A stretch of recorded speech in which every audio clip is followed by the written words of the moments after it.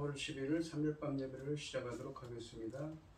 땅과 거기에 충만한 것과 세계와 그 가운데 사는 자들은 다 여호와의 것이로다. 여호와께서 그 터를 바다 위에 세우시며 강물 위에 건설하시도다. 여호와의 산에 오를 자가 누구며 그의 거룩한 곳에 설 자가 누구인가? 곧 손이 깨끗하며 마음이 청결하며 뜻을 허탄한 데 두지 아니하며 거짓 맹세하지 아니하는 자로다. 그는 여호와께 복을 받고 구원의 하나님께 의를 얻으리니 이는 여호와를 찾는 족속이요 야곱의 하나님의 얼굴을 구하는 자로다. 아멘. 저희들을 창세전에 택정하시고 여기까지 인도해 주신 주님 감사드립니다. 오늘 예배 가운데 인지하여 주시고 저희가 드리는 예배가 신령과 진정으로 드려지는 예배가 되게 하여 주시옵소서. 이 모든 말씀 거룩하신 예수님 이름으로 기도합니다. 아멘. 사도신경 하심으로 신앙 고백하시겠습니다. 전능하사 천지를 만드신 하나님 아버지를 내가 믿사오며 그 외아들 우리 주 예수 그리스도를 믿사오니 이는 성령으로 잉태하사 동정녀 마리아에게 나시고 본디오 빌라도에게 고난을 받으사 십자가에 못 박혀 죽으시고 장사한 지 사흘 만에 죽은 자 가운데서 다시 살아나시며 하늘에 오르사 전능하신 하나님 우편에 앉아 계시다가 저리로서 산 자와 죽은 자를 심판하러 오시리라. 성령을 믿사오며 거룩한 공회와 성도가 서로 교통하는 것과 죄를 사하여 주시는 것과 몸이 다시 사는 것과 영원히 사는 것을 믿사옵나이다. 아멘. 찬송가 329장입니다. 주 날 불러 이르소서 말씀대로 전하리라. 나 주님의 뜻을 따라 길 잃은 양 찾으리라. 주 날 인도하옵소서 나도 남을 인도하리. 주 말씀에 주린 양떼 다 먹이게 하옵소서. 저 든든한 반석 위에 날 세우사 힘 주소서. 내 손을 펴 물에 빠진 저 무리를 건지리라. 내 주 얼굴 뵙기 전까지 주님 나를 도우소서. 이 천한 몸 받으셔서 주 뜻대로 쓰옵소서. 아멘. 성경 교독 시간입니다. 오늘 함께 하실 하나님의 말씀은 이사야서 29장 15절로 24절 말씀입니다. 이사야서 29장 15절로 24절입니다. 교독을 하겠습니다. 제가 먼저 읽겠습니다. 자기의 계획을 여호와께 깊이 숨기려 하는 자들은 화 있을진저 그들의 일을 어두운 데에서 행하여 이르기를 누가 우리를 보랴 누가 우리를 알랴 하니 너희의 배역함이 심하도다. 포기장을 어찌 진흙같이 여기겠느냐. 지음을 받은 물건이 어찌 자기를 지은 이에게 대하여 이르기를 그가 나를 짓지 아니하였다 하겠으며 빚음을 받은 물건이 자기를 빚은 이에게 대하여 이르기를 그가 총명이 없다 하겠느냐. 오래지 아니하여 레바논이 기름진 밭으로 변하지 아니하겠으며 기름진 밭이 숲으로 여겨지지 아니하겠느냐. 그날에 못 듣는 사람들이 그 책의 말을 들을 것이며 어둡고 캄캄한 데에서 맹인의 눈이 볼 것이며 겸손한 자에게 여호와로 말미암아 기쁨이 더하겠고 사람 중 가난한 자가 이스라엘의 거룩한 이로 말미암아 즐거워하리니 이는 강포한 자가 소멸하였으며 오만한 자가 그쳤으며 죄악의 기회를 엿보던 자가 다 끊어졌습니다. 그들은 송사로 사람에게 죄를 씌우며 성문에서 판단하는 자를 올무로 잡듯하며 헛된 일로 의인을 억울하게 하느니라. 그러므로 아브라함을 구속하신 여호와께서 야곱 족속에 대하여 이같이 말씀하시되 야곱이 이제는 부끄러워하지 아니하겠고 그 얼굴이 이제는 창백해지지 아니할 것이며 그의 자손은 내 손이 그 가운데서 행한 것을 볼 때에 내 이름을 거룩하다 하며 야곱의 거룩한 일을 거룩하다 하며 이스라엘의 하나님을 경외할 것이며 마음이 혼미하던 자들도 총명하게 되며 원망하던 자들도 교훈을 받으리라 하셨느니라. 아멘. 아멘.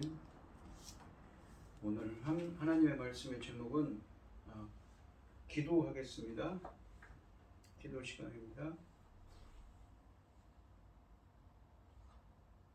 여호와의 인자하시는 자기를 경외하는 자에게 영원부터 영원까지 이르며 그의 의인은 자손 후 자손에게 이르리니 곧 그의 언약을 지키고 그 법도를 기억하며 행하는 자에게로다. 여호와께서 그 보좌를 하늘에서 세우시고 그 왕권으로 만유를 다스리시도다. 천지 만물을 지으신 전능하신 하나님 아버지, 어리석고 보잘것없는 것을 자녀 삼으시고 우리 사랑 가운데 살아가게 하심을 감사드립니다. 아멘. 전능하신 아버지 하나님, 어지럽고 복잡한 이 세상에서 지금 이 시간에도 아버지께 예배드릴 수 있도록 인도하셨으니 참으로 감사드립니다.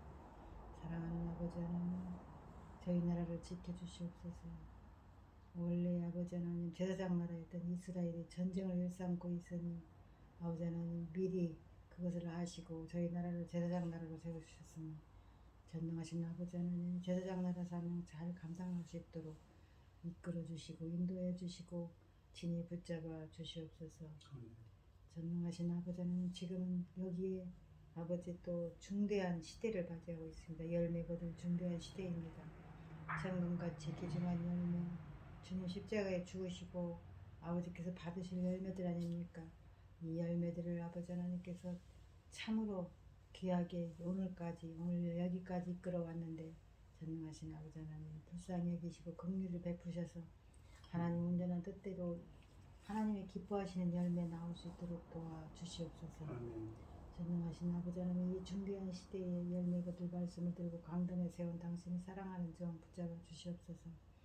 아버지 하나님 천금 같은 이 말씀으로 말미암아 아버지께서 기뻐 받으실 열매들이 넉넉히 나올 수 있도록 도와주셨기를 간절히 원하옵고 이 모든 말씀 억만 죄악 가운데서 우리를 구원하여 주신 예수 그리스도 이름으로 기도드리옵나이다. 아멘. 오늘 함께 하실 하나님의 말씀의 제목은 역전의 나라입니다. 오늘 본문 말씀을 보시면 하나님께서는 이사야 선지자를 통해서 토기장의 비유를 말씀하십니다. 토기장의 비유를 통해 유다 지도자들의 교만과 어리석음을 고발하시고 그들이 넘어지게 한 나라를 바로잡고 새로운 나라를 이루시겠다고, 그러니까 회복을 선언하고 계십니다. 이 본문 이 29장부터 33장에 등장하는 화 있을지어다, 오늘 본문에도 보시면 화 있을지어다라는 말로 시작합니다. 이 말은 이 29장부터 33장에는 세 번째 나오는 화 신탁입니다. 첫 번째는 28장 1절에서 북왕국 이스라엘의 술 취한 자들에게 하시는 말씀이었습니다. 두 번째는 29장 1절에서 다윗의 도성에 선포하신 말씀입니다.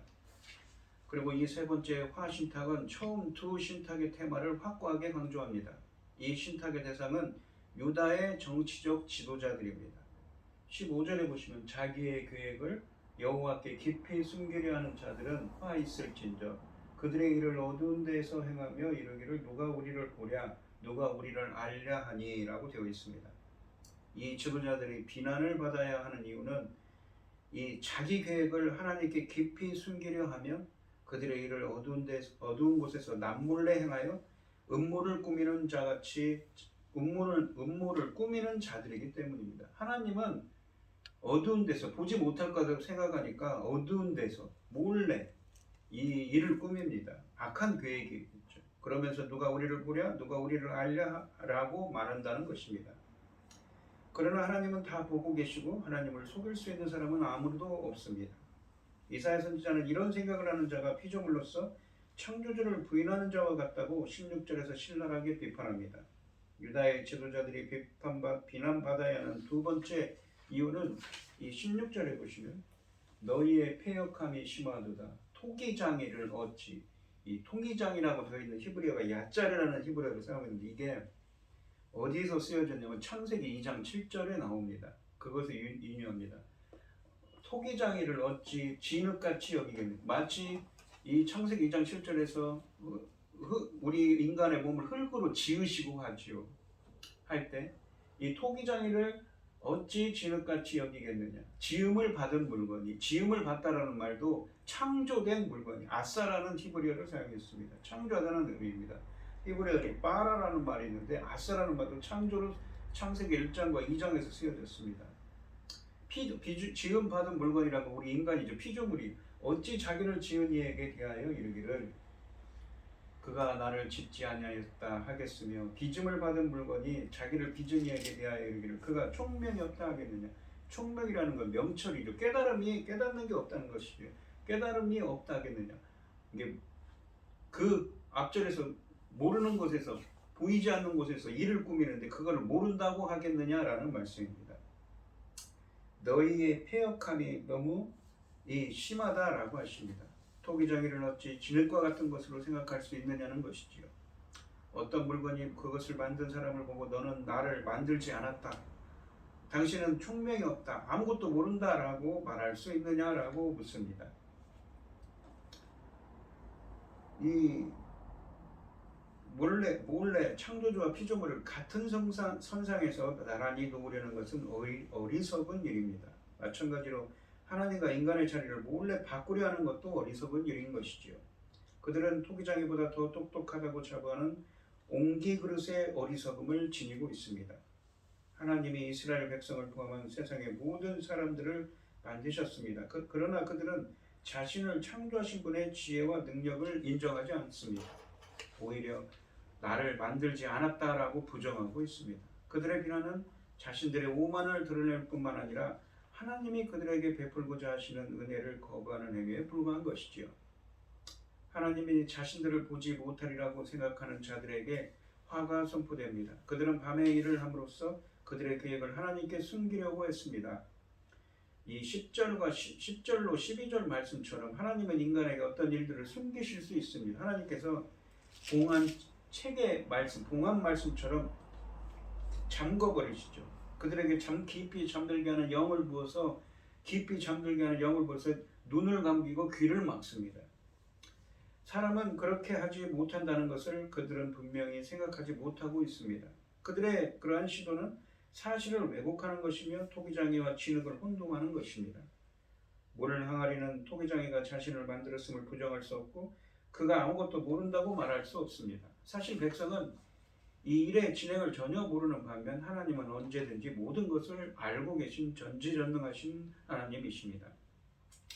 이 유다 지도자들은 하나님의 말씀보다 자신들의 처세와 계획이 더 헌명하다고 여겼습니다.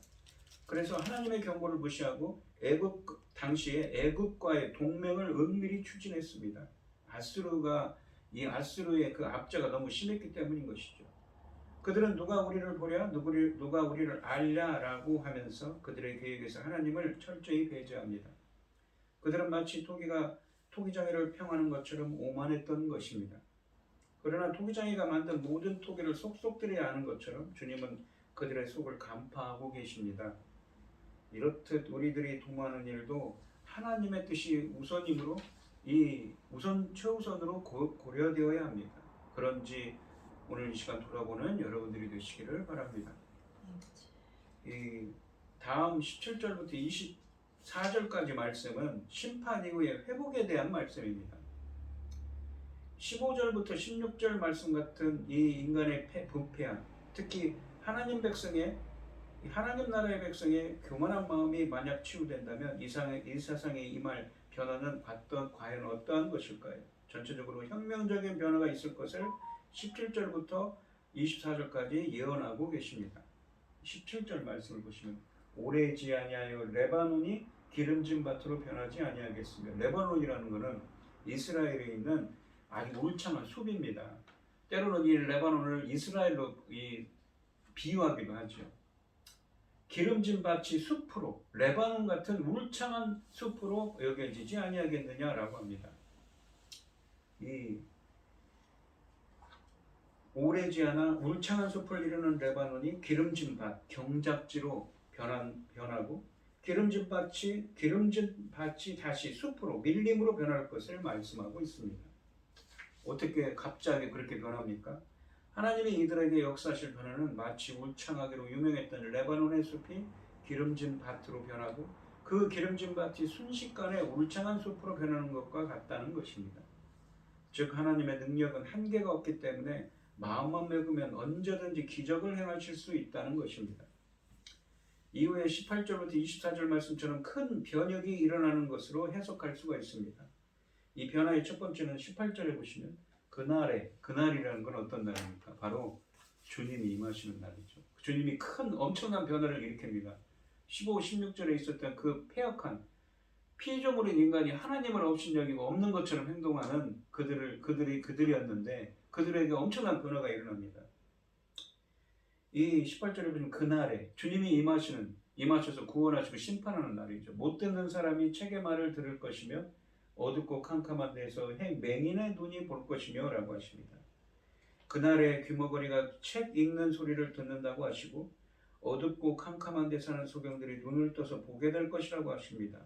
이것은 지난 시간에 있던 이 29장 9절로 12절 말씀에서 말씀하신 심판이 회복될 것을 말씀하시는 것입니다. 또한 이 6장 9절로 11절 말씀에 선지자의 소명을 회상케 하기도 합니다. 이 말씀은 이사야서 31장 5절과 61장 1절에서 또한 다시 나타나는 말씀이라고 합니다.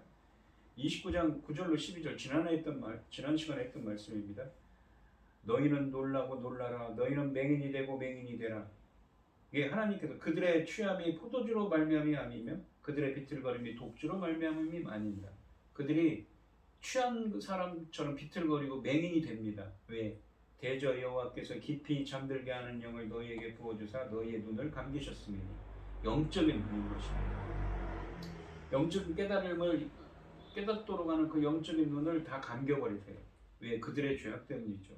그가 선지자들과 너희의 지도자인 선견자들을 덮으셨습니다. 그러므로 모든 계시라는 것은 비밀스러운 이 하나님의 비밀이죠. 비밀스러운 하나님의 말씀이 너희에게는 봉안책의 말씀처럼 되었으니 그것을 글 아는 자에게 주며 이르기를 글 아는 사람에게 봉안책의 말씀을 주었더니 그대에게 청하노니 이를 읽으라 하면 그가 대답하기를 그것이 봉해졌으니 나는 못 읽겠노라 할 것이요. 그 책을 못 읽습니다. 왜? 깊이 잠들게 하는 영으로 그들의 영안을 깨달지 못하게 하는 깊이 잠들게 하는 영을 부으셨기 때문인 것이죠. 또 그 책을 글 모르는 자에게 주며 이르기를 그대에게 청하노니 이를 읽으라 하면 그가 대답하기를 나는 글을 모른다 할 것이니라 라고 합니다. 그런데 어떤 변화가 있습니까? 오늘 본문 말씀해 보시면 맹인이 되고 뭐냐면 못 듣는 사람이 책의 말을 들을 것입니다. 봉안책의 말씀이었는데 책의 말씀을 이제 듣게 돼요. 귀가 열려요. 어둡고 캄캄한 데서 맹인의 눈이 볼 것이며 영적인 눈이 떠지는 거죠. 하나님 말씀을 들어도 그 말씀의 영적인 의미를 파악하지 못하도록 하나님이 막으시고 영적인 맹인이 되도록 하신다고 하셨는데 18절에서는 이 귀머거리들이 하나님의 말씀을 듣게 될 것이며 닫혔던 영적인 눈이 열린 백성들이 하나님의 뜻을 깨닫게 되어서 비로소 하나님의 말씀을 행하여 지키게 되리라는 것입니다. 이 예수님께서도 뭐라고 하셨냐면 이 마태복음 11장 5절에서 병을 고치신 사건에서 이 예언이 이루어졌음을 말씀하고 계십니다. 하나님이 일으키실 두 번째 변혁은 19절에 보시면 이 겸손한 자에게 여호와로 말미암아 기쁨이 더하겠고 겸손한 자는 어떤 사람입니까? 이 심령이 마태복음 5장 3절에 심령이 가난한 자입니다. 영적인 것에 갈급해요. 하나님의 은혜에 갈급하고 하나님의 말씀에 갈급한 자죠. 그들에게 기쁨이 더하겠고 사람 중 가난한 자도 겸손한 자가 비슷한 의미가 있습니다. 이스라엘의 거룩한 이로 말미암아 즐거워하리라 라고 하십니다. 가난하고 겸손한 자들이 이스라엘의 거룩하신 하나님께서 주시는 기쁨을 다시 누리게 된다고 말씀하십니다. 가난하고 겸손한 자는 심령이 가난하고 영적으로 갈급하여 자신의 모든 것을 하나님께 맡기는 사람입니다. 세상에서 가장 의지할 곳이 없고 착취당하기 쉬운 위치에 있는 가난하고 겸손한 사람들이 이제는 주 안에서 더 없는 기쁨을 누리게 된다는 것입니다. 그러므로 그들의 영혼이 한없이 즐거워합니다. 사회에서 천대받고 소외당하던 가난하고 겸손한 사람들이 하나님 주 안에서 즐거워하는데 그 이유를 20절과 21절 말씀에서 설명합니다. 20절 말씀해 보시면 이는 강포한 자, 이게 폭력을 휘두르는 악한 자죠. 소멸되었으면 오만한 자가, 교만한 자가 그쳤으며 죄악의 기회를 엿보던 자, 그들에게 죄를 행해서 그들에게 압제하려는 자가 다 끊어졌습니다. 하나님께서 미리 심판하는 것입니다. 이 20절 말씀 맨 앞에는 이유와 원인을 나타내는 접속사 키가 있습니다. 그러니까 그 이유에 대해서 왜 가난하고 겸손한 자가 기뻐하고 찬양하는가 즐거워하는가에 대해서 그 이유에 대해서 왜냐하면이라는 것이죠. 왜냐하면 사람들을 괴롭히는 포악한 자들이 사라지고 오만한 자들이 자취를 감추며 죄 지을 기회를 엿보던 자들은 모두 끝장나게 되기 때문이라고 말씀하십니다. 21절에 보시면 그들은 송사로 이어지는 말씀인데 송사는 뭐냐면 재판이죠. 사람에게 죄를 씌우며 그러니까 재판을 걸어가지고 저 사람에게 억울한 죄를 씌워버려요. 그리고 성문에서 판단하는 자는 누구냐면 재판관입니다. 당시의 성문은 이런 재판이나 행정적인 일을 하던 곳이었습니다. 이스라엘의 성문 그 광장이 재판하는 자를 올무로 잡듯 하며 그러니까 올무라는 건 덫을 놔가지고 그들을 잡으려 한다는 것이죠.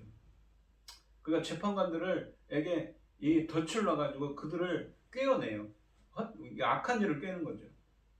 헛된 일로 의인을 억울하게 하느니라. 그러니까 이 송사를 하면서 헛된 일이라는 건 무엇입니까? 의인들에게 잘못된 말을, 헛된 말을 해서 거짓말을 해서 그들에게 죄를 뒤집어 씌우는 겁니다. 그들은 중상모략으로 다른 사람에게 죄를 뒤집어 씌우고 성문에서 시비를 가리는 재판관을 올가미로 걸어 넘어뜨리고 거짓 증언과 같은 헛된 말로 의로운 사람을 억울하게 했기 때문이라고 말씀하십니다. 망가진 세상을 바로 잡으시는 하나님이십니다. 하나님이 회복하실 나라는 모든 것이 변화될 것입니다. 그날에는 레바논의 숲이 기름진 밭으로 변하고 또 이 기름진 밭이 숲으로 울창한 숲으로 변하는 놀라운 변화가 있을 것입니다. 봉한 책은 다시 열린 책이 되어 듣지 못하는 이가 책 속의 이야기를 듣고 보지 못하는 이도 밝히 보게 될 것입니다. 또 강포한 자와 오만한 자가 제거되어 겸손한 자, 그러니까 하나님의 은혜를 구하는 겸손한 가난하고 겸손한 자가 기쁨을 되찾을 것입니다. 이처럼 그날 주님의 은혜가 임하는 날 사회와 종교와 자연과 정치와 온 세상이 올바른 궤도를 찾는 총체적인 회복이 있을 것입니다. 그날은 구약에서는 여호와의 날, 신약에서는 예수 그리스도의 날을 의미합니다. 주님이 임재하셔서 구원과 심판하는 날을 의미합니다. 우리 시대의 어두운 그늘도 그날에 주님이 임재하시는 그날에 회복될 것입니다. 그러나 가정과 섬기는 교회 그리고 내가 속한 사회에 변화가 없다고 낙심하지 말고 맡기신 일에 묵묵히 충성하며 주님께서 이루시는 변화의 회복을 인내하며 기다리는 믿음의 사람들이 되시기를 바랍니다. 그 다음으로 이 22절부터 24절을 말은 이 앞에서 예고된 세상의 변혁은 곧 이스라엘의 운명의 변화로 연결된다고 하십니다. 이스라엘이 소외와 수치에서 회복된다고 이 하나님께서 그날에 일으키실 이 회복의 이 엄청난 역사로 은혜의 역사로 말미암아서 이스라엘도 소외와 수치에서 회복된다고 하시는 것입니다.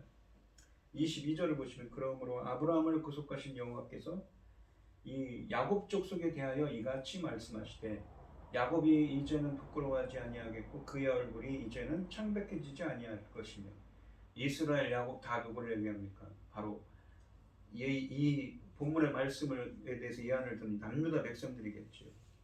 아브라함을 구속하신 하나님께서 말씀하십니다. 야곱이 이제는 부끄러워하지 아니하겠고 그의 얼굴이 이제는 창백해지지 아니할 것이다. 창백해진다는 것은 하얗게 질린다는 것입니다. 본문에서 아브라함과 야곱을 함께 언급하는 것은 이스라엘과 유다는 하나님의 한 백성임을 강조하기 위해서입니다. 더 이상 하나님을 섬김으로 인해 조롱이나 멸시를 받을 두려움이나 부끄러움을 당하지 않게 된다고 하십니다. 하나님께서 놀라운 방법으로 그들을 구원하시기 때문인 것이지요. 23절을 보시면 그의 자손은 아브라함의 그 이스라엘과 유다의 자손이죠. 내 손이 그 가운데서 행한 것을 볼 때, 그러니까 아까도 말한 그 엄청난 변화지요.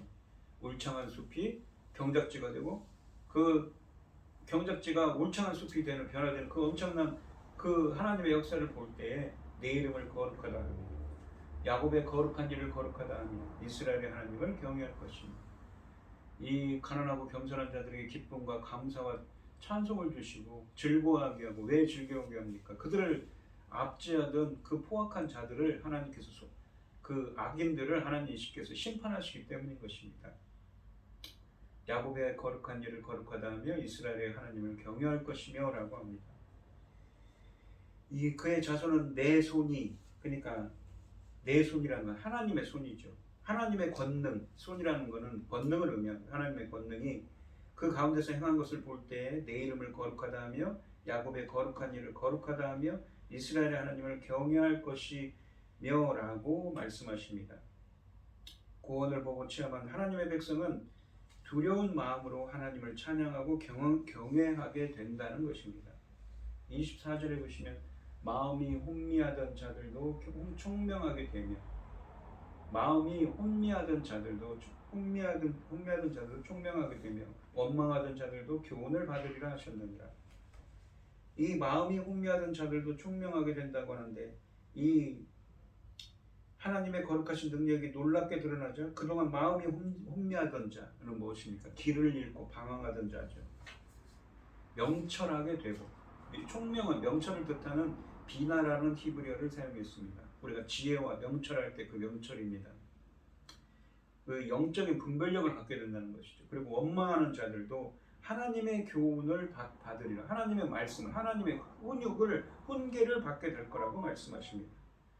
하나님이 당시 상황에서 사내립으로부터 그들을 구원하심은 그들이 경험하게 될 궁극적인 구원의 천조였습니다. 마음이 혼미하던 자, 원망하던 자가 변하여 교훈을 받게 될 것입니다. 더 이상은 앞을 못 보는 일이 없을 것이기 때문에 그들도 하나님의 길을 알게 될 것입니다 라고 말씀하십니다. 오늘 본문을 보시면 앞에서 이스라엘 백성에 대한 심판을 말씀하시던 주님, 그러니까 1절부터 15절에서는 남유다 백성들의 심판이었죠. 돌연 이스라엘 백성들이 회복될 것을 선포하고 계십니다. 물론 이 회복은 궁극적으로 도래할 메시아 왕국에 대한 것을 의미하기도 합니다. 끝까지 하나님을 거역하는 악에 속한 모든 무리가 하나님의 놀라운 심판으로 소멸된 평화의 나라에서 야곱으로 대표되는 선택된 자들이 기쁨과 감사로 찬양하게 될 것을 말씀하십니다. 오늘 이 시간 죄악된 세상에서 살아가지만 이 본문의 말씀처럼 회복될 하나님 나라를 소망하며 더욱 굳건한 믿음으로 인내하며 살아가는 여러분들이 되시기를 축원드리겠습니다. 기도하겠습니다. 하나님 아버지 감사합니다. 하나님께서는 오늘 주신 말씀에서 이스라엘 백성들에게 구원 심판의 말씀을 하시지만 그날에 주님이 임하시는 그날에 그들에게 구원의 손길을 내미시고 그들에게 엄청난 변화를 통하여서 기쁨과 감사로 그들이 악한 자들, 강포한 자들로 말미암아서 당하는 온갖 치욕과 수치를 기쁨과 감사와 즐거움으로 바꾸셔서 그들에게 구원의 손길을 내미실 것을 말씀하고 계십니다. 저희들도 그 날을 소원하며 항상 인내하며 하나님 나라를 소명하며 더욱 굳건한 믿음으로 살아가는 저희들이 되게 하여 주시옵소서. 이 모든 말씀 거룩하신 예수님의 이름으로 기도합니다. 아멘. 찬송가 246장입니다. 축도하심으로 오늘 예배를 마치겠습니다. 나 가나안 땅 귀한 성에 들어가려고 내 무거운 짐 벗어버렸네. 죄 중에 다시 방황할 일 전혀 없으니 저 생명 시냇가에 살겠네. 길이 살겠네. 나 길이 살겠네. 저 생명 시냇가에 살겠네.